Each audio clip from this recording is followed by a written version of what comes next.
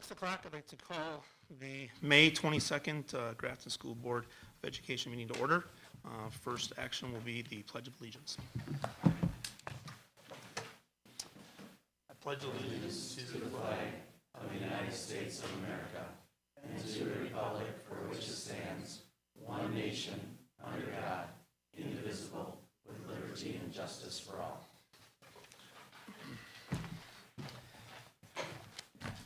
Thank you. Next on the agenda is the approval of the consent agenda. We have minutes from our April 17th meeting as well as our May 8th and our statement of receipts and expenditures from April of 23. Do we have a motion to approve the consent agenda? So moved. Second.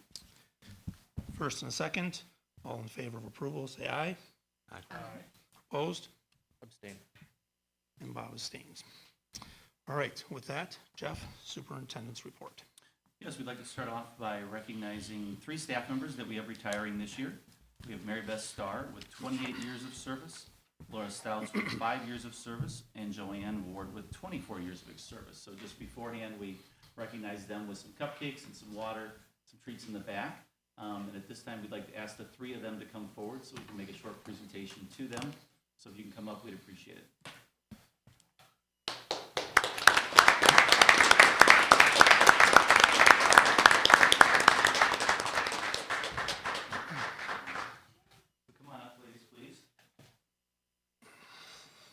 We have as is our tradition, we have a certificate for you that says, with sincere appreciation and gratitude, and then you insert your name, in this case, Mary Beth Starr.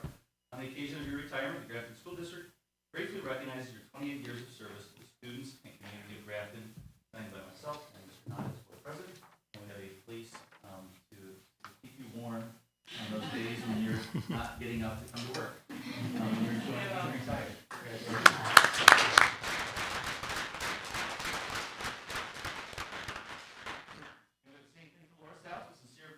Gratitude to Laura Stouts. On the occasion of your retirement, Grafton School District gratefully recognizes your 5 years of service to the students and community of Grafton. Thank you.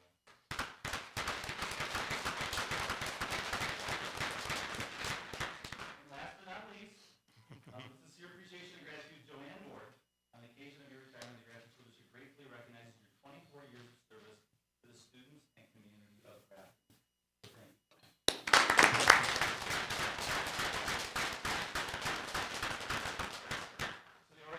The idea of giving a speech. They said a speech earlier. What we'd like to do is, if you can join here at the board, if we can get you come around and take a picture of you here with the books in the background, and the 3 of you in the front, and we'll take a picture of you here.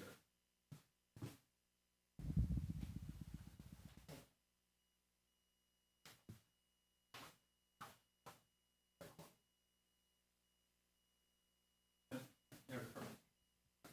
Now I cannot see you. There we go. Now, perfect. There we go. Okay, there we go. 1, 2, 3. Great. Awesome. Thank you. Thank you, everyone. Thanks, ladies.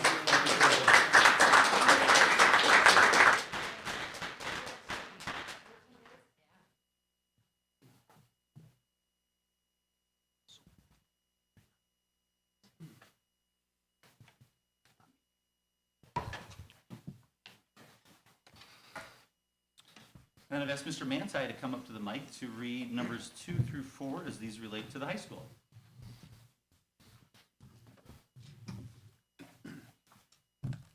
Good evening, everyone. It's my pleasure to share a few celebrations regarding Grafton High School.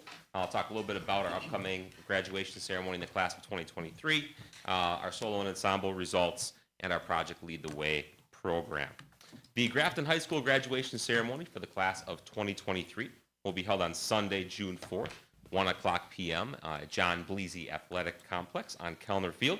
Congratulations to our valedictorian, Alexandra Moldenhauer, salutatorian, Alicia Melitek, and our top 10 academic students in the class of 2023, listed alphabetically: Brooke Brezovar, Lily Hansen, Caleb Kempfer, Caitlin Kenny, Alicia Melitek, Ian Mitchell, Alexandra Moldenhauer, Grace Wieselman, Bella Voiland, and Linnea Wheeler. Congratulations to our top 10 academic students and our valedictorian and salutatorian. For our solo and ensemble results, congrats to the following musicians who received the highest rating of 1 at the state solo and ensemble competition: Abby Bigler, Zach Bigler, Ty Brennan, Robert Danner, Piper Flagg, Bella Goodwin, Amanda Henneke, Caitlin Kenny, Maya Leaning, Colton Nash, Jacob Olson, Brogan Ringhold, Andrew Wheeler, the Woodwind Ensemble, and the Pop A Cappella Ensemble. Grafton students gave a total of 19 performances that received a 1 rating, and 4 performances that received a 2 rating. Special congrats to the musicians who were exemplary performance nominees, and those include Robert Danner, Maya Leaning, Colton Nash, and the vocal trio of Ty Brennan, Robert Danner, and Colton Nash. And to Maya Leaning, who was an exemplary performance winner. According to Doug Arndt, that is a very difficult award to achieve, so huge congratulations to Maya for that accomplishment. And last, certainly not least this evening, congrats to GHS on being designated as a 2022-23 Project Lead the Way Distinguished School for increasing student access, engagement, and achievement in our PLTW biomedical science program and our engineering courses as well. We were one of only 262 high schools in the U.S., one of 16 in Wisconsin, and the only high school in Ozaukee County to receive this honor for all the great work that's occurring with our engineering curriculum. So thank you for allowing me to share those accomplishments. Much appreciated. Thank you, Mr. Mante. And then our update on pairing testing opt-outs. So one of the things that we're required to report out to the board is the number of families that choose to opt out. And this year we had a total of 20 students that were opted out of testing. We had 5 in 3rd grade, 2 in 4th grade, 1 in 5th, 1 in 6th, 3 in 7th, 2 in 9th, 1 in 10th, and 5 in 11th grade. In comparison, last year we had 21, 2021 we had 21, and 18-19 we had 19. So very consistent across the board. We did have 20 that opted out for testing. And then we wanted to give an update on the JLMS incident on May 12th. So we wanted to provide an update to the board and community on the incident that occurred at John Long Middle School on Friday, May 12th. The last communication that we shared with our stakeholders on Thursday, May 18th, was following our administrative leadership team meeting with Police Chief Caponera and our school resource officer, Alfonsi, to review our response and communication with the incident. The last 2 messages that we have sent out have been co-authored by Chief Caponera and me, so we thought it'd be appropriate to have both of us here to share an update. I don't know if Chief Caponera is here now. He is here, perfect. So I would, I'd invite Chief Caponera to the microphone so people can hear his comments. And I want to publicly thank the chief for his partnership with our district in providing both support and ideas for improvement as we move forward. Chief Caponera and I have met multiple times since this incident occurred. We wanted to sort of give a timeline of some of the pieces that did occur for the board that may answer some questions that you have, along with the communications that we've sent out. So during first block of school, a student informed a member of the John Long Middle School Pupil Services team of threatening statements by a teacher. A staff member immediately contacted Mr. Weiss. Mr. Weiss came to the office, spoke with the staff member to hear the complaint, and then took the school psychologist and counselor with him to the teacher's classroom. Mr. Weiss escorted the teacher to the office and left the Pupil Services team in the classroom to supervise students. Mr. Weiss interviewed Mr. Schrader in his office and then called me. After speaking with me, Mr. Weiss waited until after the class was over to avoid students seeing the teacher, and then escorted the teacher back to his classroom so the teacher could gather his personal belongings. Mr. Weiss then brought him back to the office and had him write a statement. Following him writing his statement and speaking with Mr. Weiss, the teacher was escorted out of the building. Mr. Weiss then began to interview students individually. The first 2 students interviewed did not mention guns, nor did the teacher in his written statement. As Mr. Weiss finished the second interview, Ozaukee dispatch called to say that officers were on their way. And Chief Caponera has, through the report, exactly what was stated to dispatch and so forth. Yeah, thank you, Superintendent Nelson. Members of the board, thank you for allowing me to come in here and give an opportunity to speak and kind of give you a little bit of a background of what transpired on that day. One of the things we have to be cognizant of is that the timeline of events, they happen very quickly, and there are a lot of things that went into this. There's a lot of moving parts to this whole investigation, so we wanted to make sure that everything was handled appropriately. So at 10:43 in the morning our officers received a call to respond to the school for some threats that were made by the teacher. And I'll read to you what the call notes were given to our officers at the time of their response. At 9:56 a.m., Sun texted the reporting person that a math teacher, David Schroeder, made threatening statements that he has 17 guns and was going to bash the kids' heads in. Son was taken out of the school, and emails with principals state everything under control. RP, and I'll leave the name blank on that. And that was the information that was provided to us. So obviously, with that information that we had in front of us, our officers responded to the school in an attempt to make sure that everything was going on, because based on the information that we received, this was an active situation. Wasn't relayed to us that this happened 2 hours prior. So we didn't have any information to that at all. So I'll turn it back over to you. Yeah, so then prior to the police responding to the school, an officer requested dispatch call the police, or call the office, the school, to ensure everything was okay. And dispatch reported back that Mr. Weiss had said that everything was okay and there was no active concern, and asked them not to respond, but instead asked them to call the reporting party for details. Police continued to the school and arrived while Mr. Weiss was interviewing the third student. During the interview with the third student is the first reference made about the teacher saying he owned guns. The police officers and Mr. Weiss continued interviewing students with either parents present or with Mr. Weiss present. Police obtained knowledge that the teacher's family was Jewish, so we're investigating the situation both from a teacher threatening students' lens, as well as a potential hate crime from a student to a teacher. Yeah, so with regard to that, again, I said we had multiple multiple parts to this whole event.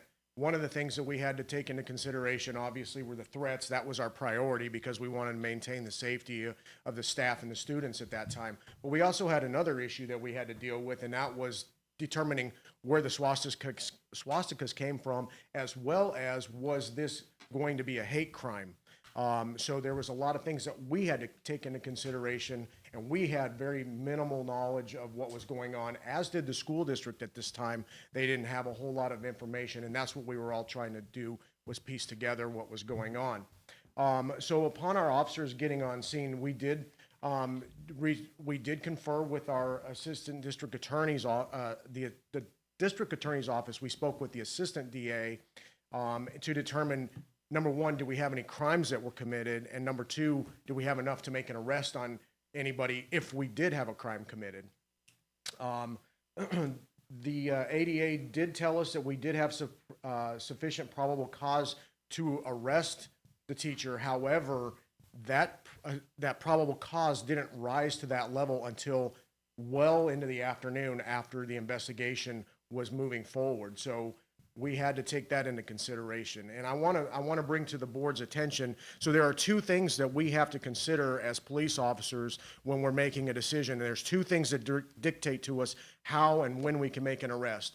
First of all is reasonable suspicion, and then the second one is probable cause. We cannot make an arrest based on reasonable suspicion. We can make an arrest based on probable cause. And I'll give you, because I don't want to butcher this and I want to make sure I give you the right information, I'm going to read this verbatim to you from the law.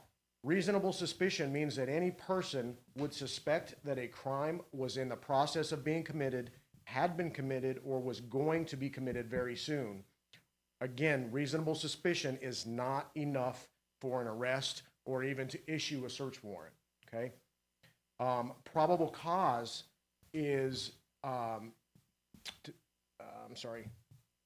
probable cause to search for evidence or to seize evidence requires that an officer possessed sufficient facts and circumstances as would lead a reasonable person to believe that evidence or contraband relating to criminal activity will be found in the location to be searched.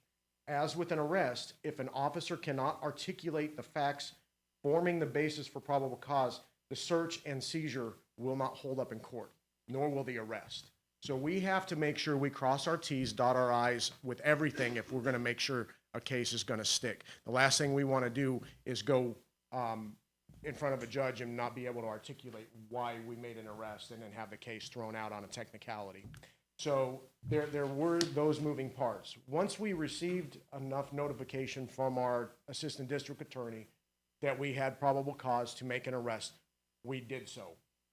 The other part of this that we lacked was a complainant. In order for us to make an arrest, we have to have somebody come forward that was present in the room and make the complaint, meaning we had to have a student's parents come forward and make a complaint for us to be able to move forward with an arrest. So I just want to make sure that everybody's clear on that, because there have been some questions as to why we waited until the afternoon to make an arrest. Well, that's why we waited. We had to make sure we had a complainant. Then on May 18th, after this whole thing came down, we did review for over an hour and a half. And I sat in the room with the superintendent, all the school staff, and I confirmed to them and let them know that I did not feel that the way they acted was inappropriate. I think that the way they did act and handle the situation with the knowledge and information that they were presented at the time, they did exactly what they needed to do. They removed the teacher from the situation, they interviewed him, they started interviewing students, and then unfortunately, word got out on social media that this was occurring, and we had to come in, and we were called by a parent, not the school at the time. So that was the reasoning for that. So we determined the sequence of events. He was escorted off the premises, and after obtaining a written statement indicating that some of the alleged statements were accurate, that is when we decided we needed to take some action on this whole issue. Even after we arrived, I need to make sure you're aware of this, even after we arrived on scene and were doing our investigation, and through the course of the investigation, social media was blowing up and there was a lot of embellished things being pushed out on social media. So we wanted to make sure that that was addressed as well. We reserved our statement till the end because, as with any active investigation, we had to make sure we didn't compromise it. So that's the reason that we waited until the evening to be able to do that. So Superintendent Nelson, I'll turn it back over to you. Yeah, so one of the things that came up as well of an area for improvement was that initial communication that we sent out. And we put that in our joint communication as well, where we said rumors are untrue. And we did not mean to communicate, our intent was not to communicate that an incident had not occurred, but instead that the rumors that were being shared with us from social media were not true. So some of the incidents from social media that were shared with us, the posts, said one of them was quoting, he said he was going to shoot up the school and burn kids alive, school is being evacuated. Those types of rumors were the ones that we were referring to, saying that those were not true. Our follow-up communication that afternoon was more thorough, and in hindsight should have been what we sent in the morning about teacher situation, investigating it, teachers removed from the premises, and we're dealing with it there.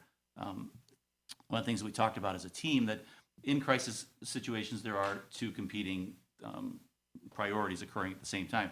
One is investigating the incident, and two is communicating with stakeholders. And in this case, we're always gonna put student safety first. So student safety needs to be investigated. We need to be investigating the incident immediately and then communicating afterwards.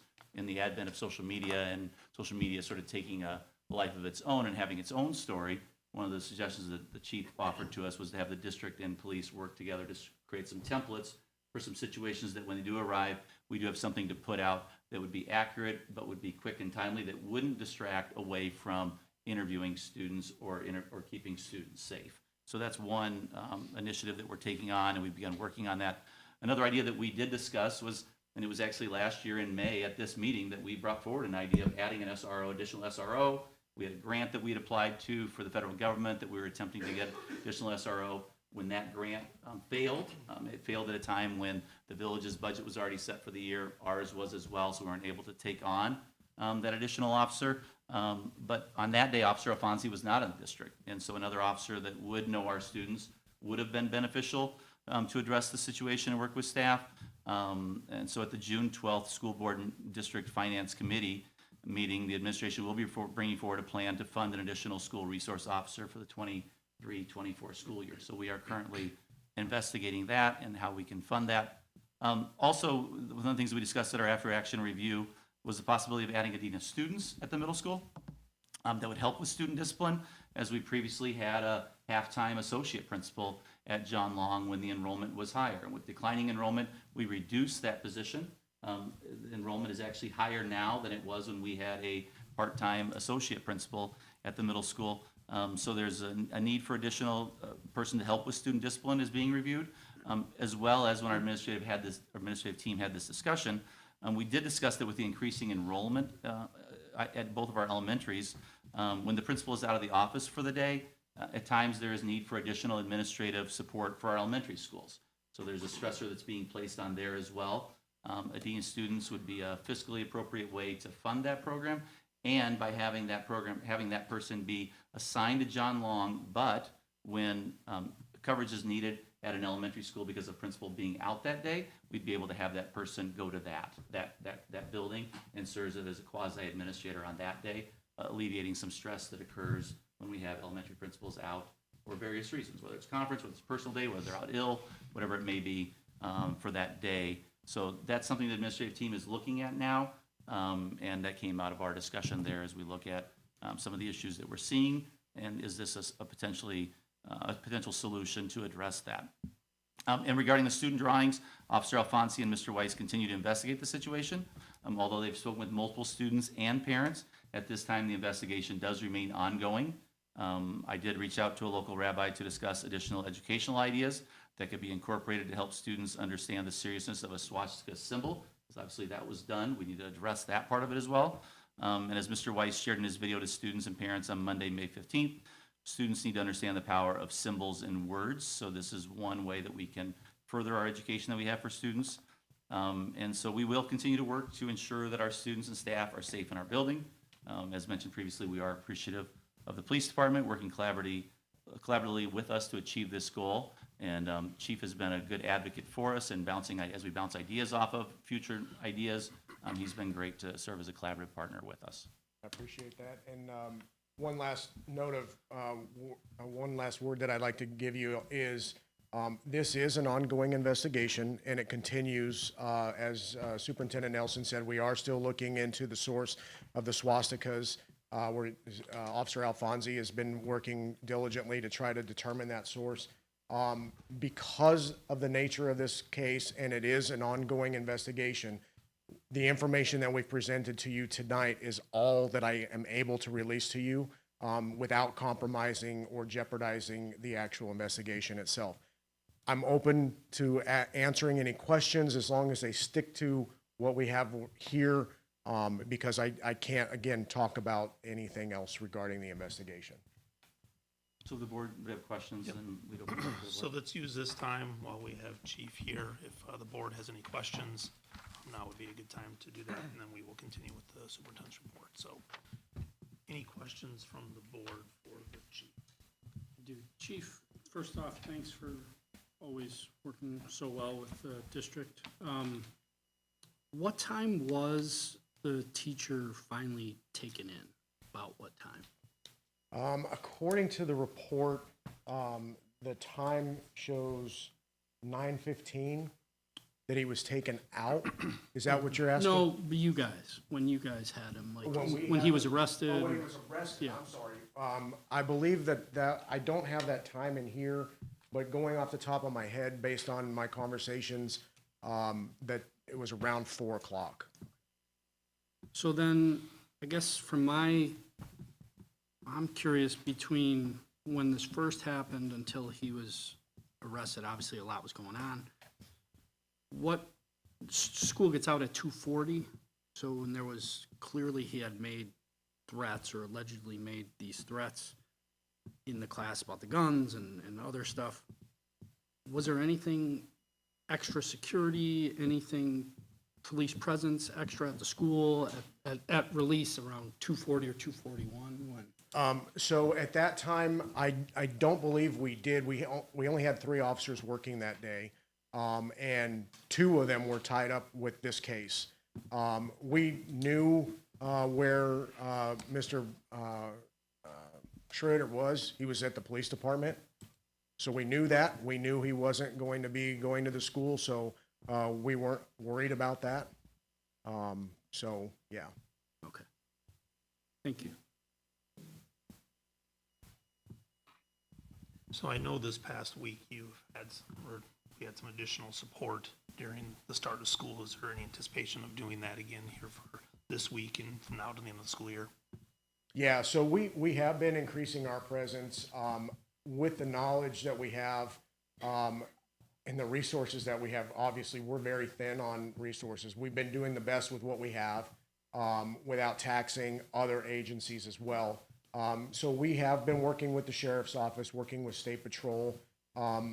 We've been maintaining and having an extra presence specifically at John Long during the morning drop-off and the afternoon pickup.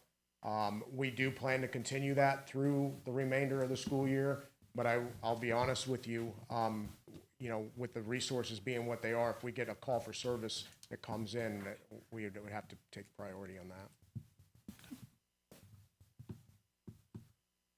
Any other questions for Chief while we have him here? You may not be able to answer this, but I'm curious what your officers, what was the mood or the situation when they arrived at John Long that morning? So the information that I got from my officers, now understand that my officers aren't in the schools all the time, so they don't understand the dynamics of what goes on during break period. And so when one officer says it was chaotic, may mean, yeah, there was a lot of kids running around, changing classes and whatnot. I don't know when they were there as far as if there was changes in class or not. They did say there was a lot of parents in and out, a lot of students in and out of the office area. One did describe it as a chaotic scene. I know Sergeant Furstenberg, when he gave his press release, did say it was chaotic, but that was based on the information he received from the two officers who aren't typically in the school. So maybe to Officer Alfonsi, it wouldn't have been quite as chaotic, but that was kind of the impression that they got. So, Thank you. So then, Jeff, it sounds like the first mention, it was the third student that Chris had talked to that mentioned the specific threats and the guns. The police were already there, right? That's what.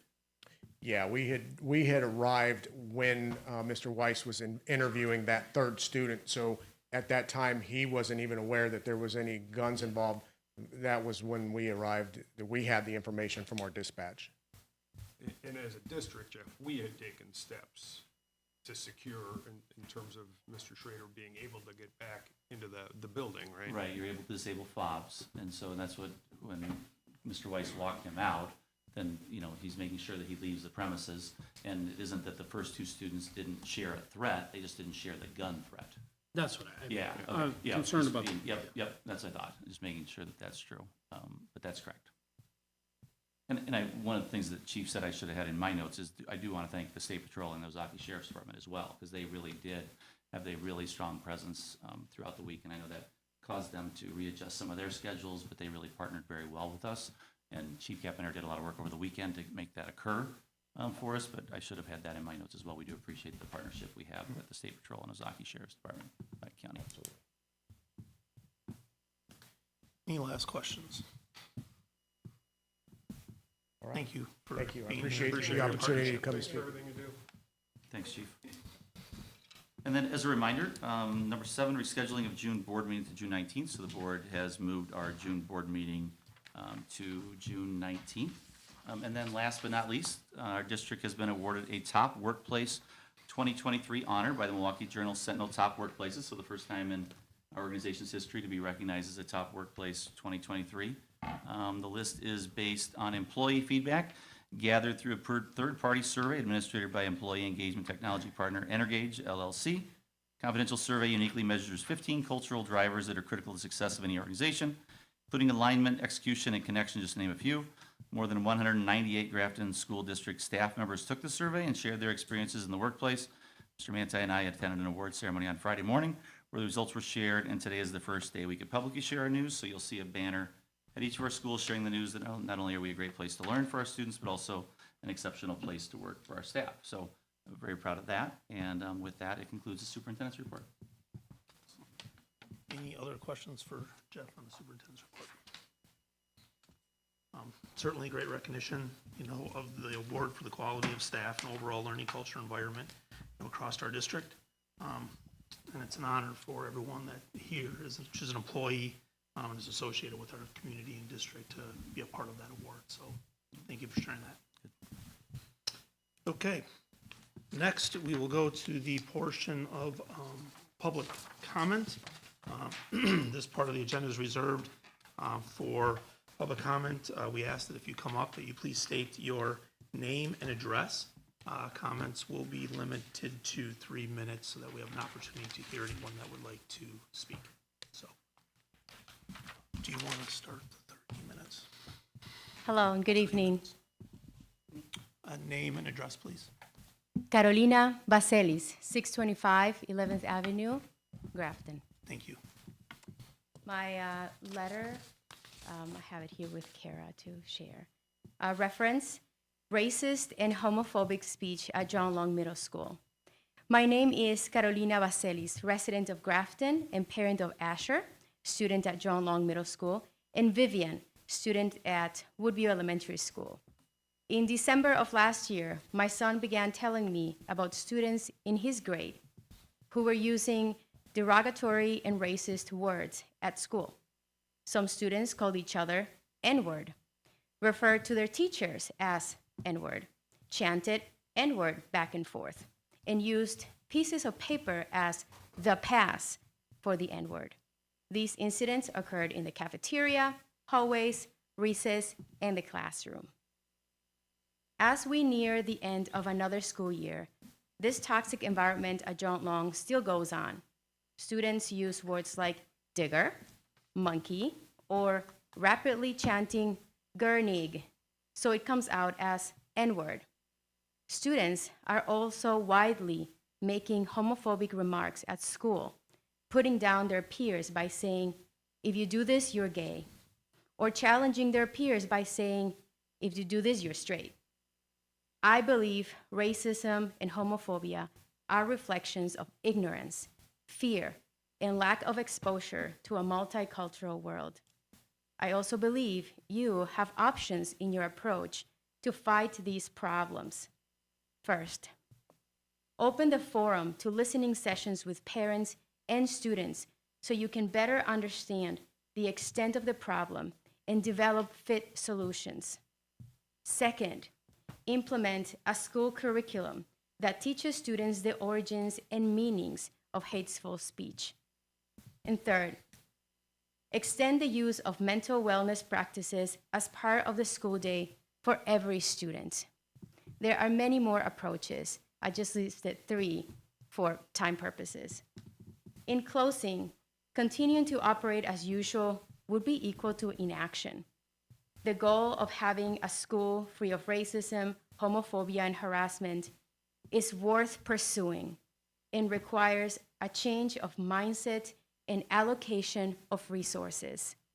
I support you in your efforts and look forward to the changes you will bring forth. Thank you for your time.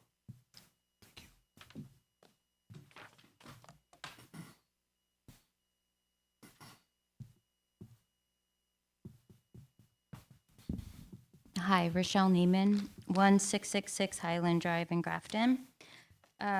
So a few points that I wanted to bring forth regarding the incident that happened on Friday, May 12th, is one, I think I'm struggling with the lack of transparency that was received by the school, and that was shown to the students, parents, and teachers that day. I feel that since this happened, I feel like the parents are made to feel that we are making more of this than what should be. I think that instantly the police should have been called. And as a fear that the community had with so many other school shootings that occur on a monthly, weekly, daily basis throughout United States, law enforcement, no matter what, should have been called. We need to know that our school and the kids and the teachers are going to be protected. The fact that this teacher had been under review for other situations he was already on the radar, per se. I feel that much more that the law enforcement should have been called immediately for this situation. I find it hard to believe that no one knew that he had said that he had 17 guns. I know the very second I received a call from my son and many students in the background yelling, that was the very first thing that I was told, was that he said, I have 17 guns in the basement and I'm going to use them. Whether or not he said guns, he threatened students, that needs to be a law enforcement issue. I don't care what he said. He was threatening students. And in this day and age, you can't take that lightly. And I feel that although I appreciate what the chief said about that the school did everything right, I appreciate that the principal did remove the teacher immediately. I still feel that if law enforcement was called immediately, a statement was put out within a little bit saying, we know there's a situation, law enforcement and school are working on it, you would have less parents freaking out. But we didn't hear anything. For over an hour and 20 minutes, nothing. For an hour and 20 minutes, no police were told. And this guy could have went home, got a gun, and came back to school. We don't know this teacher. I don't know what kind of mental health he had. I have no idea what could have happened in that hour and 20 minutes from when he was taken out of school till when the Ozaki County Sheriff's Department was notified. That's a concern. Because nobody was at that school protecting our kids in that hour and 20 minutes while they were doing their investigation of threats. So with that, thank you. Thank you.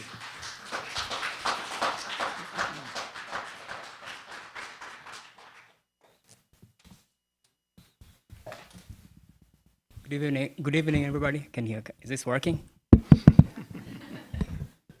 Good evening, everybody. How you doing? Chair of the board, Mr. Nelson. Thank you. Board members in general. Thank you for the privilege to be here. Even the community members in general. Mine is. I need to introduce myself, right? Kagamba. If you Google me, the only one in Grafton. KAGA-MVA, 625 11th Avenue. So mine tonight is basically more like an encouragement because I come here wearing many hats. First of all, I've had the great fortune of having lived in different places, seeing different how people live differently, and I know what we can do better. I've learned three things in general in life so far.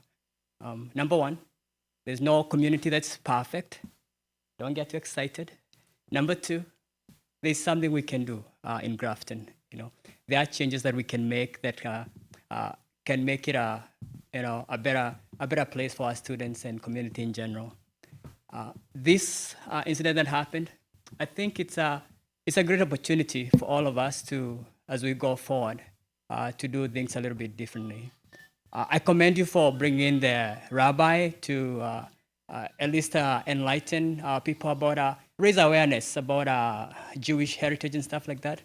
But I think we as a community, we need to do more in terms of, race, and also for kids, so that they know it's a safe space for them, whether they have disabilities, no matter who they are, when they go to school, that they know it's a safe environment for them. That's one thing that I want to leave you with. Last and not the least, I want to leave you with in my community in Kenya, we do a lot of analogies. So imagine we're all in one canoe, that we are one village, one town in one canoe. And this canoe is passed on from generation to generation. And sometimes it needs a little bit of fixing. It's too expensive to buy a new one. So we can't, just because there's holes in it, we can't start pointing at holes and saying, hey, who made the hole? We find ways to fix it. We can't get rid of the canoe. The canoe is us as the village, us as Grafton. We have to be mindful what we are passing on to our kids and that awareness. So we can't kick and toss the canoe, but we can do something today. That's all. I'm willing to be of help, so find me somewhere.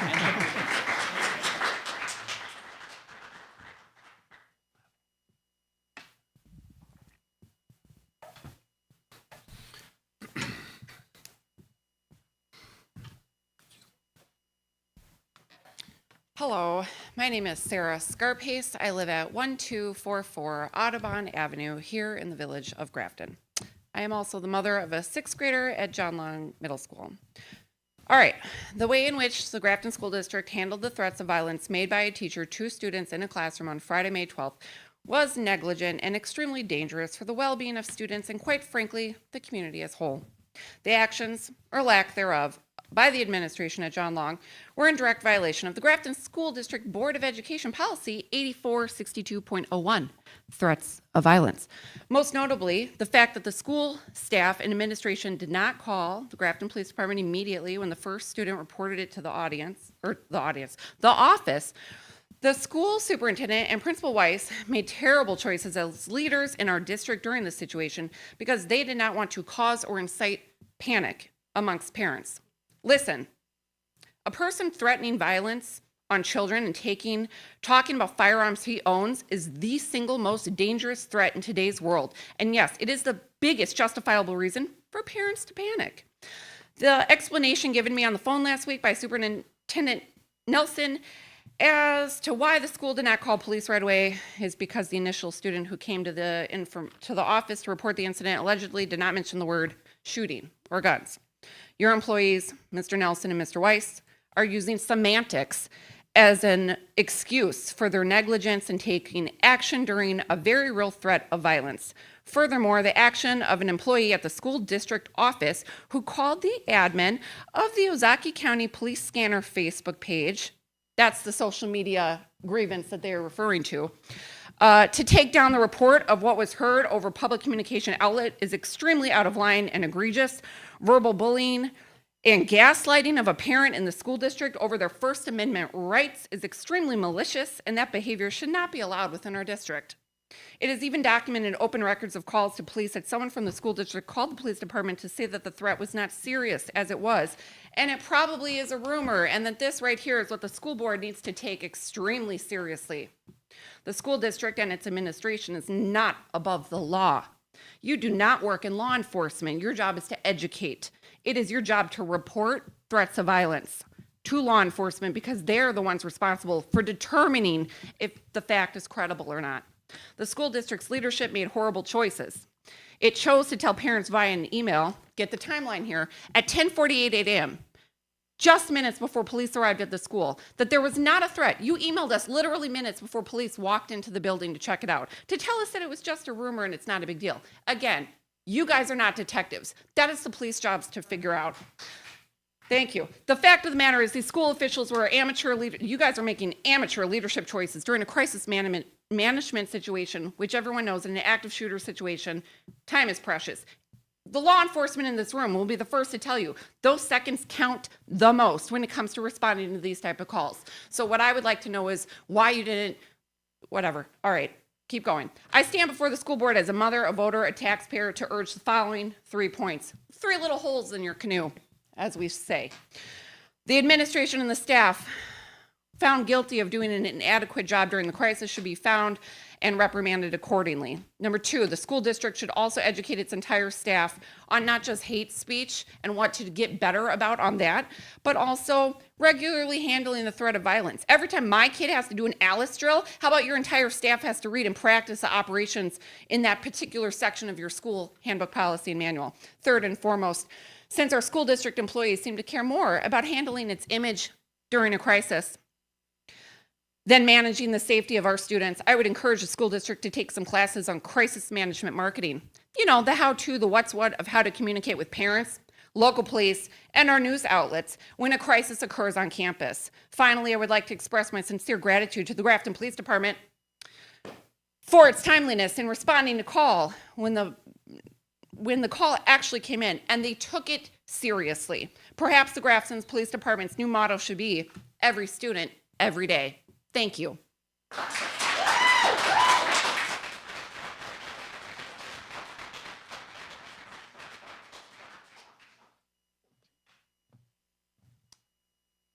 Any other comments for tonight?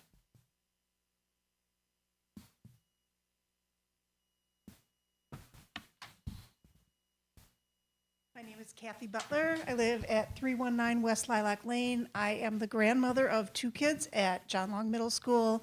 We've got a 7th grader and 8th grader. Their mother was at work during the day when all this went on. I'm retired, so she sent me messages and called me and said, "Don't know what's going on, will you check it out?" She lives right by the school, so I went over to her house and kind of hung out there the rest of the day. And I kept getting text messages, "This is what's happening. They say they're evacuating. Are they really?" I kept walking up, around the school to see what was going on. Most of the day, there were 3 police cars there. That was comforting. When the report was that they were evacuated, I walked around to the back of the school. All the kids were out for recess. That's my concern right now. If Mr. Schrader was escorted off the premises and he was not taken in custody until later that evening, what's to stop him to come back during recess and harm our kids? It seems to me that you had not gotten to the bottom of the situation. Maybe those kids should have been held in for recess that day. You said that the key fob was changed, so he couldn't get back in school. So obviously there was some kind of concern. I do think the kids should have been kept in from recess. Thank you.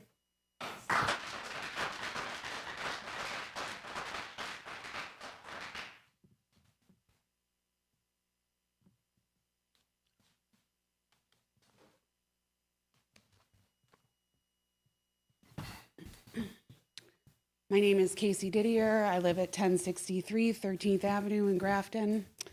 I prepared a lot of what has been said already tonight, so I'm not going to repeat that. The policy breach is really my main concern. You guys have 3 committees out of 4, curriculum, policy, and communication, that failed that day. And why are you even wasting your time having these committees if they're not followed through on properly? You have opportunities and volunteers from within the community, including myself, who has volunteered on these committees to help you in these situations, even in communication or whatever it may be. There's lawyers, there's marketing people, there's brilliant people who will do it for nothing. And you all failed that day. This is what I came to share, and it's rough. This came to me at 12:42. It's my daughter. She's an 8th grade student. She's straight A's. I mean, she's not perfect. The apple didn't fall far. She says, "Can you guys come get me?" And I said, "Yes, what's going on?" Mr. Schrader said he was going to burn the kids and shoot up the school. My 7th grade math teacher. Okay, we're on our way. Now, she's a kid that has a lot of empathy as well. And she wanted me to, if I said anything about this tonight, to make clear that she does have empathy for his side too. And that there is a lot of racism and ridiculousness that goes on, overlooked, not only homophobia, but anti-Semitism as seen here, and blatant racism that needs to be addressed immediately within this community, as soon as the policy is addressed on this issue. And further communication needs to be completed every single day until we all know that our kids are safe in your buildings. Because right now, it doesn't feel that way.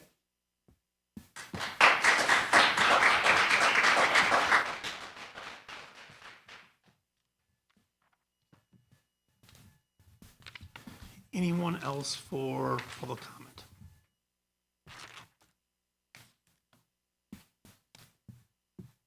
Okay, seeing none, we will proceed to the next agenda item, which is item number C. Recommendations for board action from our May 8th, 2023 Finance Committee meeting. We have adjusted the agenda format, that the next 3 items for the recommendations from Finance Committee are all actionable items that have come from our Finance Committee. So with that, Mark, and it looks that we're ready to get started. Sure, yeah. So, as Steve said, we had 3 items come out of Finance for action tonight, a recommendation from Finance Committee. The first one was brought to us by administration, both Topher and curriculum, as a way to financially save some money on some new curriculum that we are going to be purchasing. So the two of them will explain it further. Yes, so as discussed at Finance Committee, we took a look at the purchase of workbooks, Amplify CKLA. Over 6 years, if we purchased them on essentially an annual basis, it would have cost us about $233,000.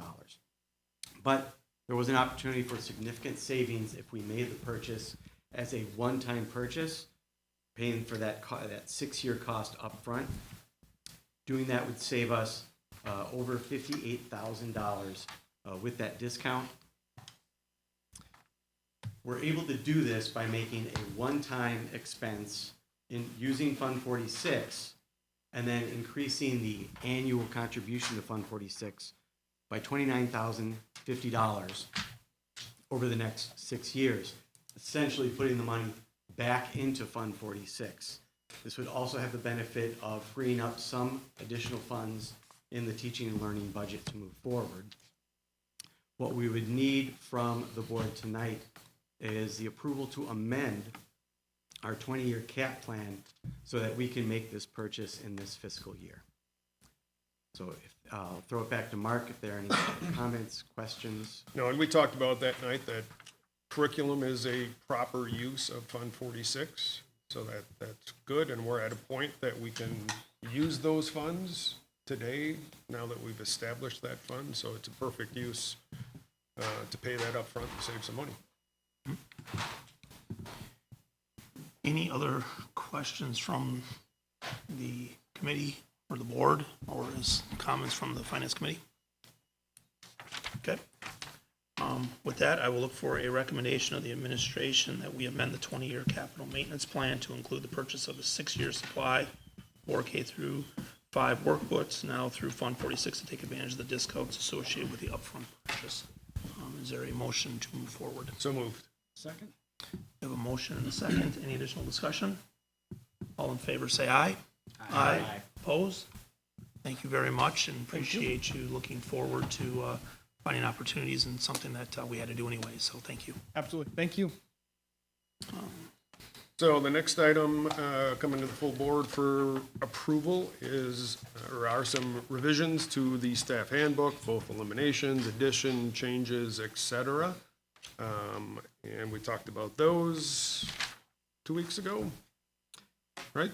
Was it 2 or was it 1? One, I don't know. 1 week ago, I think. Anyway, it was 2. Is it 2? Okay. But Topher will go into a little more detail there too. Thank you. Yeah, so as discussed at the Finance Committee, we did make some changes to the portion of the staff handbook called Information for Athletic Coaches and Extracurricular Advisors. Very catchy title. We eliminated language that stating that the wages earned would be paid in one installment. That was the way it used to be. Now, the hire has the option to have it paid out in installments over the course of the assignment. We eliminated language stating volunteers agree to a TB test. Our volunteers in our district are not required to take a TB test in order to be volunteers. We also added some positions, so working with high school and middle school staff, looking at positions that are needed. A couple of coaches at the middle school, esports coordinator at the high school, as well as a choreographer for the Graftonics at the high school. We did eliminate some positions that we no longer have at the high school, lead champion, smart team video club, and web design at the middle school. We did also have a few name corrections to update the way we refer to some of our student activities at the high school as well as the middle school. And then we removed listings that really aren't associated with coaching or extracurricular activities. These are positions that have been created either using a teaching and learning budget or a department or building budget in order to run our programs. So those were the changes that were made. We'd be looking for the board to approve the staff handbook for use next year. Any questions, further discussion? To be clear, I know one of the discussions that we did have was the ones that are removing the listings, those positions aren't going away. It's just coming out of the handbook, so I don't want anyone, we had that discussion at the meeting, and probably you asked that question. I don't want someone who has that job now to think that we're getting rid of chemical hygiene officer or anything like that. So we still have those, they just aren't in the handbook under that category. Yes, thank you for that Remember that clarification. discussion. Thank you, Jeff. Remember that. Okay, with that, I will look for a motion to approve the recommended changes to the handbook as presented. Second? A first and a second, any additional discussion? All in favor, say aye. Aye. Opposed? That passes. Thank you.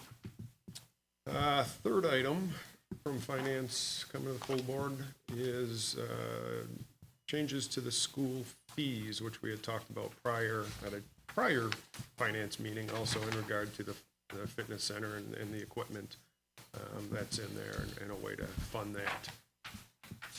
Yeah, so with the addition of our, a number of years ago, of our fitness center, having the equipment in there and needing to ensure that we have a plan to replace that equipment. It's used by middle school and high school students. We coming out of finance, are proposing an increase to the high school athletic fee of $10 at both the middle school and high school level in order to fund an increased transfer to Fund 46 to make a part of our 20-year cap plan, a replacement cycle for the equipment as it ages over time. This $10 increase would raise about $5,000 annually. And again, that would be used to increase the transfer to Fund 46 in order to fund the fitness center equipment replacement. We'd be looking for the board to approve that change in school fees for next year. Is that fitness center equipment already in the cap plan, the 20-year cap plan? I mean, It we is don't- not. So it that is- would be part of the addition as we work in July, right? We did make an amendment to our cap plan so that we can make that purchase. Then typically in July, we bring back the cap plan, as we do every year, to review, amend, and approve. So that would then be part of that cap plan in July that we review. Thank you. Any additional questions or comments? Okay, with that, I would look for a motion to change the school fees as presented. So moved. First and a second, additional discussion. All in favor, say aye. Aye. Opposed? And it passes. Thank you very much. Next, we will have for item number D. These are also items that came out of our Finance Committee meeting. These are just informational only items, so same thing, Mark and Topher will drive the detail behind each of these. Yeah, so rather than maybe introducing each one, we did talk about a number of things at finance 2 weeks ago.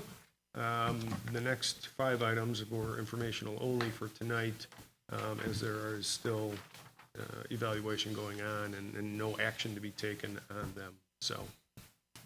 Yeah, so Dan Mongroven from our Horton Group came just to discuss health insurance strategies, primarily due to the fact that we will be needing to change providers again in January, so we appreciated that. We also looked at options with regard to finishing Phase 3 of the Enhancing Our Future project, namely the soccer restrooms and concession stand. And then we also did have quite a bit of discussion on building expansion. And so wanted to talk a decent amount about that tonight to bring information to the board. Looking back at our enrollment back to 2010, you can see a clear trend of declining enrollment. In 2014-15, we did add 4-year-old kindergarten, which did provide a one-time boost to our enrollment, but did not change our overall trend of declining enrollment. The 2017 referendum did not increase the overall footprint of the school district. When the referendum was passed in 2017, the declining enrollment trend was expected to continue, which it did for the next 4 years, with the loss of over 150 students in those 4 years. We didn't want to increase the cost of the referendum, for the taxpayer by building empty classrooms. The past couple of years has seen the enrollment trend reverse with growing numbers of students. The long-time trend of declining enrollment that we did see during the teens isn't too surprising when you look at the relatively few single-family housing starts in the village during most of that decade. The 100 housing permits issued in 2019 and 2020 was more than the previous 9 years combined, which was then followed by 95 housing permits issued in 2021. The building boom has continued with 68 permits issued in 2022 and an estimated 50 more to be issued in 2023. Now, currently at the elementary level, we do have one bubble at first grade, which is being followed actually by a relatively small 5K group. Looking at this data, we weren't really necessarily seeing a continuing trend that we were going to have multiple bubbles, but something that we had seen over many years that you do have an occasional bubble. Looking, however, at next year's enrollment for 4K, that enrollment is trending higher. Now, with the higher numbers at 4K, we can easily expand from 5 half-day sections to 6 by fully utilizing the room that only houses an AM section. This group does, however, have the potential to be a bubble either next year or the following year, like our current first grade. We are also tracking 5K enrollment for next year. It is also relatively large, similar at this point in enrollment to 2 of our larger groups, including the current first grade bubble.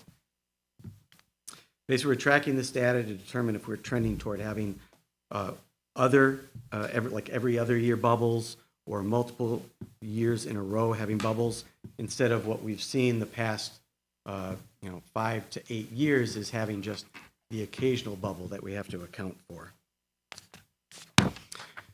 So administration was tasked with exploring options to address the increased enrollment that we're experiencing. Options such as opening an early learning center or reorganizing into separate schools for K2 and 3-5 were discussed, but the options we have worked with Growth Design to explore are the option of adding 4 classrooms at each elementary school and the option of adding 8 classrooms at the middle school to accommodate 5th grade.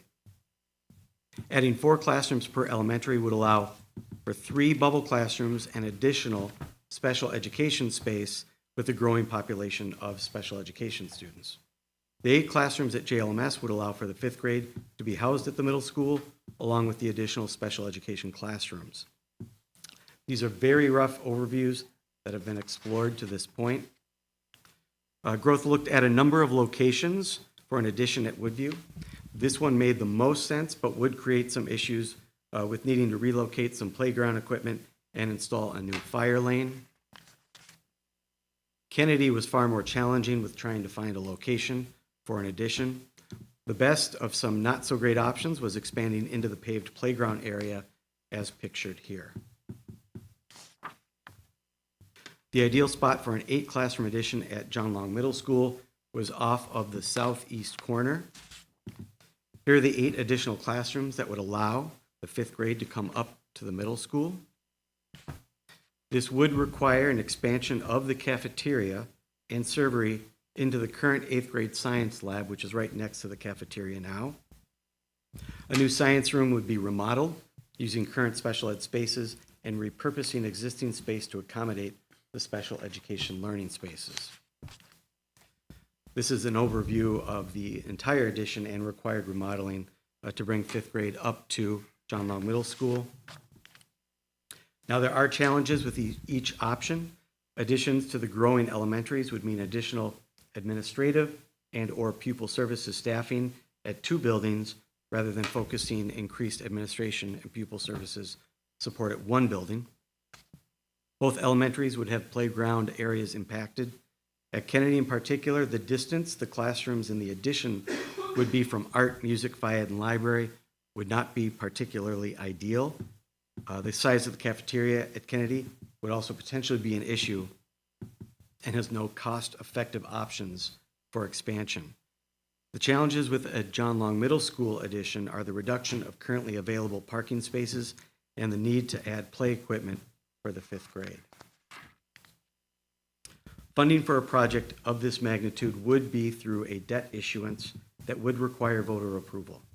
Recent enrollment growth has increased state aid and reduced our overall tax levy. The district has recently taken advantage of restructuring our debt and levying funds that have been used to pay off debt early, shaving 4 years off the retirement debt of the 2017 referendum.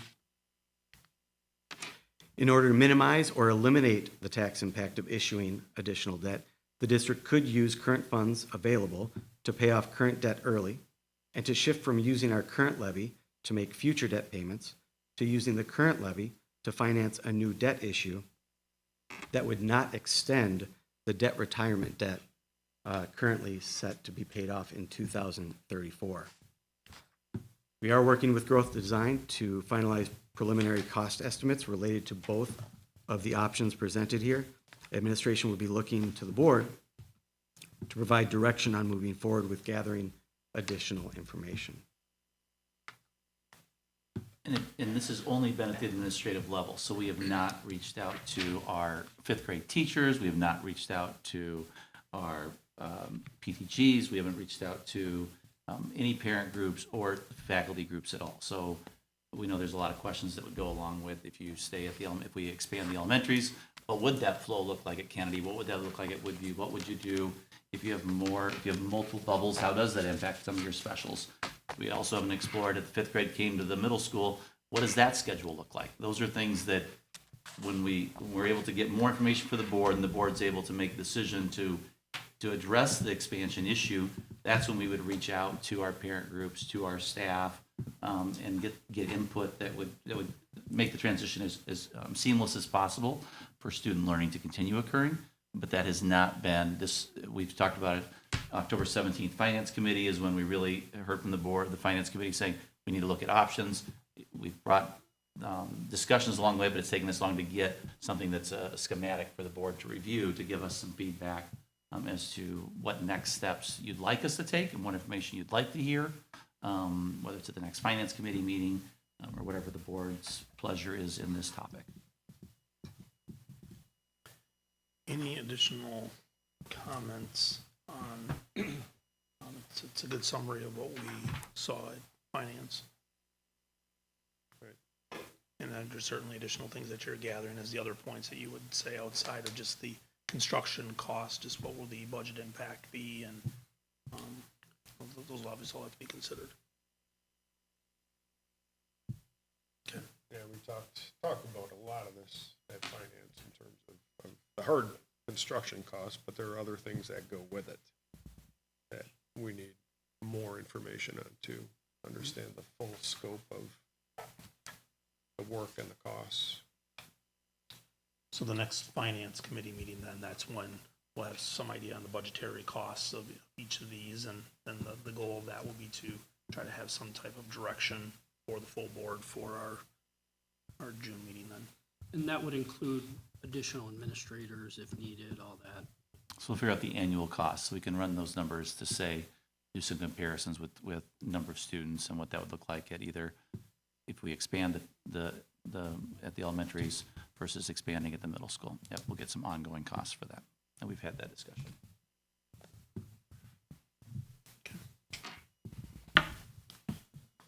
All right, thank you for that update. All right, next on to the 2023-24 preliminary budget.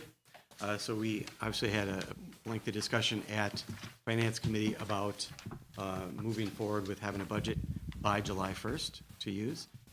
So we looked at the assumptions we're using for our expenditures, including increased wages for staff, health insurance premiums increasing 10%, seeing that we do have an increase in teacher FTE, the idea that we are assuming that benefits for new hires would be family benefits, that's what they would choose, that our tuition for open enrollment out would increase $57,000, that our private school tuition levy exemption, that the cost of that private school tuition would be $70,000, that our utilities are going up 10%. Overall, we're looking at a projected increase in our expenditures of $1,150,000 roughly. That's a 4.6% increase in expenditures. For our revenue assumptions, we're looking at a revenue limit increase of a little over $750,000, assuming a $200 increase in the maximum revenue per member allowed, and an increase in our three-year membership average of 33 students. Again, balancing out with that private school tuition piece, there'd be an exemption where we'd be able to raise additional revenue. Again, the private school choice program doesn't impact our budget because we are able to raise additional tax revenue to pay that tuition, but it does affect our tax levy. We're assuming that per pupil aid would remain unchanged, that we'd have a $200,000 increase in special ed categorical aid, assuming that the increase in the reimbursement rate from the state would move from 30% to about 35%, a decrease in open enrollment in revenue of $88,000, due primarily because of our limiting the number of open enrollment in seats because of the increased resident enrollment in our district. Overall, there would be a revenue increase of nearly $800,000 or 3.2%. This would leave us with a budget deficit of over $500,000 going into next year.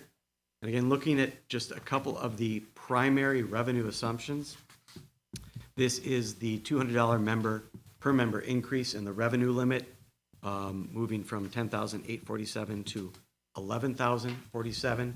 Again, this is just an assumption. We don't know what the budget will have in store for us.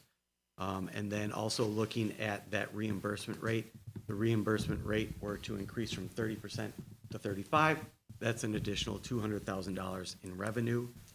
The other piece that is thrown out there that I just want to bring as information is the budget that the governor proposed included a $350 per member increase to the revenue limit next year, and also included a reimbursement rate for special ed costs at 60% instead of what it is currently, 30%.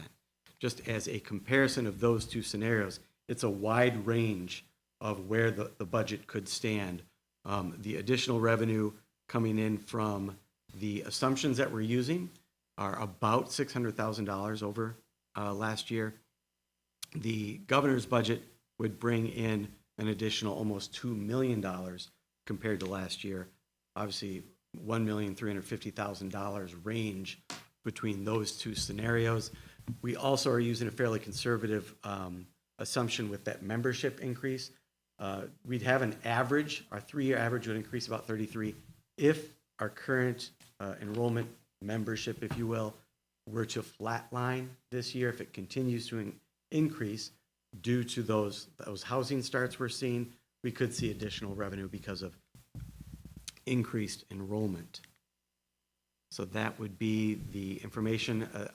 We've spoken as a group of business officials around the southeastern Wisconsin, talking to legislators, trying to find out, trying to read the tea leaves as to what the Joint Finance Committee is going to eventually adopt, what that next budget will be.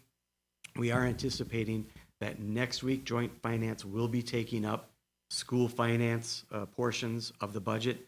So it is possible that by our next Finance Committee meeting, we may have some more clarity on what Joint Finance is thinking in terms of what kind of additional funding we might see as schools.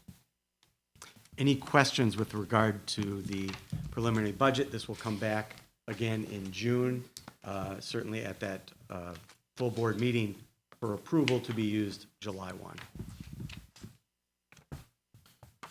Excellent.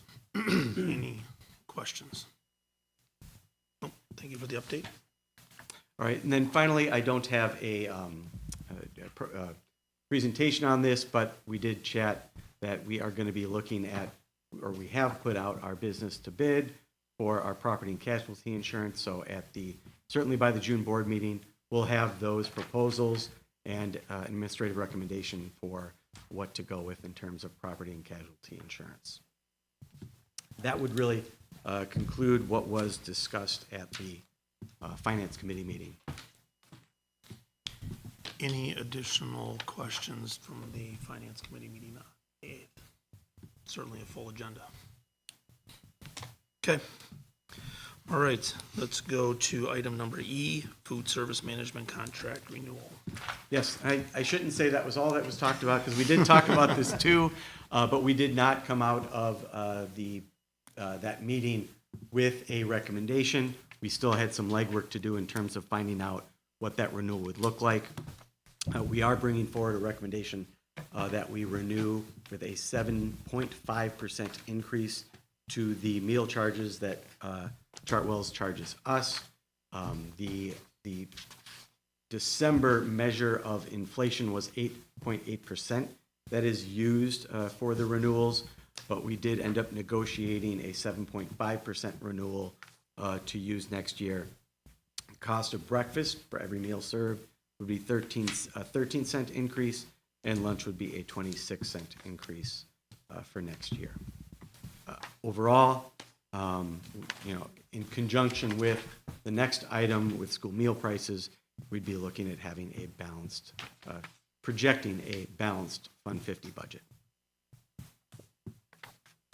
And then this is our 4th contract. with Correct. So Chartwell's. this is the last year of renewing without being required to go out to bid. So this is our 4th renewal, so this would be our 5th year with them. Every 5 years, you are required to go out to bid. Any questions on the contract renewal? This would be for another 4 years, correct? This would be for just next year. Just for next year. And then next January, February, we'll start rolling with getting RFPs out to the different food service providers for them to bid to be our next new or continuing food service management company. Thank you. Okay, I will accept a motion to approve the renewal with Chartwell's as presented. So moved. First and a second, any additional discussion? All in favor, aye? Aye. Opposed? It passes. Thank you. Next will be the 2023-24 school meal prices. Yes, with the goal of having a balanced budget in next year's food service budget, we are recommending, administration is recommending a 10-cent increase to paid meal prices. That would then allow for us to have a balanced budget into next year, considering the 7.5% renewal that we have approved with Chartwell's. So we're looking to get an approval to increase those meal prices, again, the paid meal prices, 10 cents. Okay.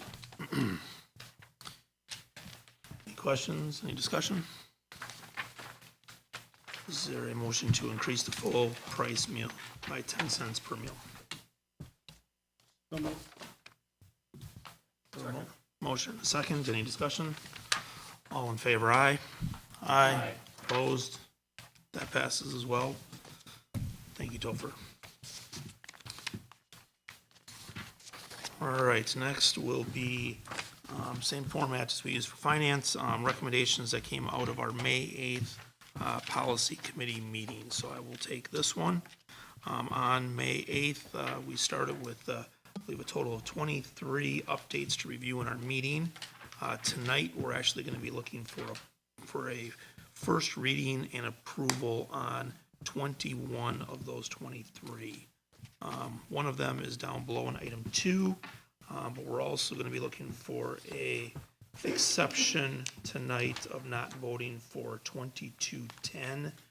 That was the curriculum development that we're still working through a couple of items. So the motion will be slightly amended for tonight, but it will be to approve 21 on that list of 22, with the exception of 2210. So process for these is, last month, Jeff actually approved a bunch of grammar to a bunch of the policies. These had some types of slight modifications that Carrie and I went through for the policy meeting. So with that, I would look for a motion to approve the 21 Neola updates that we reviewed in the May 8th policy meeting. So moved. I will second that. Any additional discussion? All right, all in favor of approval of those 21 policies, say aye. Aye. Opposed? Those pass. The second item from our May 8th Policy Committee meeting was we had two first readings. 8600 was regarding transportation. That was one that was in the original list. We just had a couple of questions that we did not get through actually reading or approving 8600 transportation in our meeting. And then the second one with all new policies, we bring them to the full board, and that was 8802 policy. That's how we bring that to the full board 1 month, and then we approve it the following month. So both of those are informational only at this point. Any questions on those two policies for informational only? Okay, so next month we will look to approve those two policies, as well as we'll look at where we're at with policy 2210. All right, personnel report. Yes, we'd ask for board approval for 2 new hires and 2 resignations. We have, for our new hires, we have Courtney Smith, math teacher at John Long Middle School, and Brittany Ward, music teacher at Woodview Elementary School.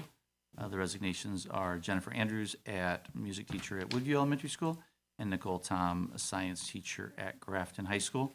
Informational only, we have a new hire of Christine Klein, payroll and benefits coordinator, so welcome to Christine, and resignation for the end of the year as Tranitz Dawson, special education aide at Woodview Elementary School. Any questions for Jeff? All right, we'll take these in sections here. First, we'll do new hire. We will look for a motion to approve Courtney Smith, math teacher, John Long Middle School, as well as Brittany Ward, music teacher, Woodview Elementary School. Do we have a motion to approve? First and second, any additional discussions? All in favor say aye. Aye. Opposed? That passes, so we welcome Courtney and Brittany to the school district. Second will be resignations. Jennifer Andrews, music teacher, Woodview Elementary School, as well as Nicole Tom, science teacher at Grafton High School. Do we have a motion to accept these resignations? We have a first and a second. Any additional discussion? All in favor of accepting the resignation, say aye. Aye. Opposed? And we thank Jennifer and Nicole and wish them well in the future. All right, next, I will take 2023-24 committee memberships. I've had a chance to speak to everyone over the course of the past 2 weeks as we decided the May 8th meeting that we would announce committee memberships as of tonight. So some slight changes to our committee makeup. Our committees going forward for the next calendar year will be Finance. Jerry will be the chair of the Finance, along with Blair and Mark. Policy, Mark will chair the policy, along with Carrie and Bob. Curriculum, Carrie will continue to chair curriculum, along with Sean and Blair. Marketing, Sean will chair the marketing committee, along with Jerry and Bob. And then for the school liaison, I will be the committee chair, along with Mark. So those will be our committees for the next year. Again, committees will meet typically the second Monday, and all board members are encouraged and welcome to attend all meetings. Any questions on the committees? And then Kara has a list of that, so we'll put that in the minutes. If you have any questions, let me know. All right, J, contract for CISA 1 services for 2023, 2024. Yes, this is our annual contract with CISA, which is the Cooperative Educational Service Agency that we are part of. We are part of number 1. And you'll see on the third page that it gives an idea of the various services that we receive for them, as well as a projected amount. Projected amount is because as we work through some of our needs that we have, whether it's through Ozaki Community High School or the teacher of the blind and visually impaired or orientation and mobility instructor, that can vary based on our student needs. But these are based, this is best guess analysis by Laura, as we do this every year, of the needs that we have for those special pieces that go with it. So we have 3 seats at Ozaki Community High School, and you can see the cost of that. The basic membership's based on our enrollment, and then our basic service flat fee are the things that go with that, as well as some of the networking pieces that we receive by just being part of the CISA. So there's some good benefits for administrators and teachers as well with some of those pieces. So we would ask for the board to approve our contract for the 23-24 school year with CISA 1. Okay, any questions regarding the contract or our CISA 1 partnership? Okay, I would accept a motion to accept the contract for the CISA 1 services for 2023 and 2024. So moved. Second. I have a motion and a second. Any additional discussion? All in favor of accepting the CISA 1 services contract for 23-24, say aye. Aye. Opposed? And we will continue our contract. Thank you. Item K, GHS lacrosse co-op team. Yes, so Mr. Moore is out running the regional track meet, so he's given me some background information on this. But prior to next year, the 2023-24 school year, lacrosse has been a non-WIA sanctioned sport. So it's been played on the club level. So currently, any Grafton boys wishing to participate on a competitive lacrosse team play with the West Bend Club. Any Grafton girls who wish to participate compete with the Whitefish Bay Nicolay Shorewood Club co-op. The WIA has decided to make the 23-24 school year the first academic year that they will sponsor lacrosse as a sanctioned sport and sponsor a tournament series. So in order to give our student athletes an opportunity to compete with a WIA-sponsored program, GHS administration has brought forth paperwork to continue our relationship with both the West Bend Co-op for the boys and Whitefish Bay, Nicolay, and Shorewood Co-op for the girls. These agreements run in 2-year cycles. At this time, Grafton would not have enough interest to explore running our own program.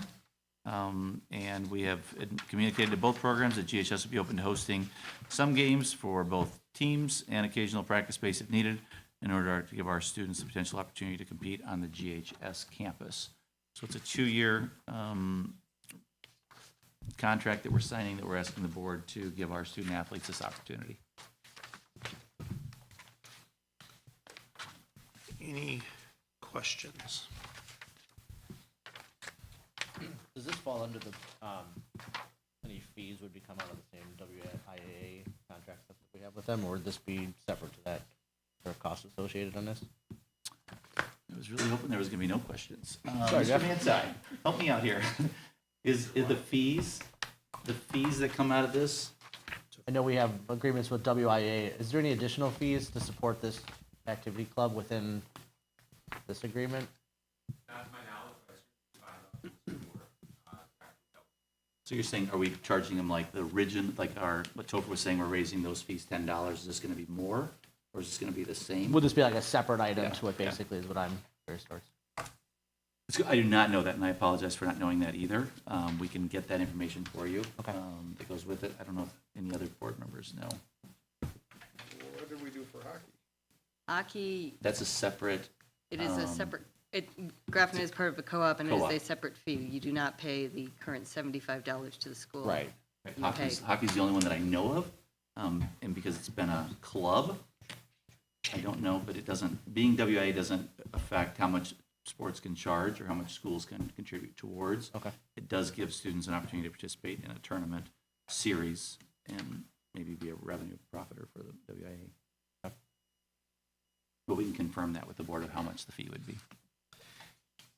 So we had a discussion, I think, at one or two meetings ago, where I think it was Whitefish Bay was kind of the overarching of all the funds. So in this one, it has actually West Bend is one of the contacts, and then Whitefish Bay.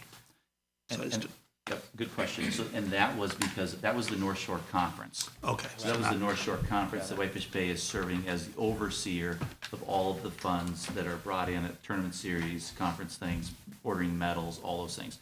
Because this isn't conference-wide, and these schools are all in different conferences, Bay, Nicolay, Grafton, Dominican, Shorewood, that go with it. So that's why it's a little different. So someone's supposed to be the host school, which is why Kevin said we're still offering up our facility this year for club, and we do that again for the WIA sponsored activities as well. Good question. Okay. Both of them. I'll get an answer for you. Okay, thank you. Yep. All right, so we need a motion for accepting the sponsorship for the cooperative teams. Yes. Do we have a motion for that? So moved. Second. Any additional discussion? All right, all in favor, say aye. Aye. Opposed? All right. Playing lacrosse. All right, gift reports. Yes, we have multiple gifts that we'd ask the board to give approval towards. One is from the Grafton Athletic Booster Club with Ben Brehen as the contact person. It's for Grafton High School Wrestling, hosting a summer youth wrestling camp, bringing in a collegiate wrestler in the amount of $3,000. Andy Wizzardi for GHS Golf. This is a restricted gift for GHS Golf. This is his JV2 golf stipend donation that he is donating back to the golf program as the JV2 golf coach. And then we have Ben Brehen from the Grafton Athletic Booster Club again, donating $800 for the girls basketball team to have mental health team training sessions, a quantity of 5 sessions. And then we have from the Kennedy Elementary School playground that we saw a couple months ago, a presentation on that. They have begun their fundraising and are off to a hopping and jumping and flying and Friends of Kenny start. So if I missay someone's last name, I apologize. Might be good because that means your kid's name isn't said very often that I hear, so thinking positive. So Cassie Tappa, hopping in the amount of $500. Emily Richards in the amount of hopping, amount of $500. Keith Richards, hopping, $500. John Thevenet, hopping, $500. Christopher Caskey Doherty, hopping, $500. Robert and Cynthia Tillman, jumping of $5,000. Gregory and Carrie Summersburg and the Summersburg Group, hopping, $250 each for a total of $500. Mary Ann Malcouy, Friends of Kenny of $200. J.D. Griffiths Company, flying of $7,500. Tyler Wendorf, hopping, $500. And Carol Hoagland, hopping, $500 for a total of $16,700 towards their playground equipment. So we'd ask for board approval for all of these donations. Excellent. Do we have a motion to approve the gift reports as presented? So moved. Second. We have lots. All right. All in favor of accepting, say aye. Aye. Opposed? And it passes. So thank you very much to everyone, and we'll send out a letter of thank you to each. So Yes, we'll do that on thank behalf you of the board. Thank very much. All right. We are at the point of the agenda for adjournment. The Board of Education will consider a motion to convene in closed session pursuant to Wisconsin Statute 19.85, Section 1, subsection C, considering employment, promotion, compensation, or performance evaluation data of any public employee over which the governmental body has jurisdiction or exercises responsibility for purpose of considering district administration recommendation of termination of a professional educator contract and employment. Do we have a motion to adjourn? Yes. Second? Second. All right, and we'll do a voice vote. Bob, how do you vote? I vote yes. Yes. Yes. Yes. Yes. Yes. And yes, we are enclosed.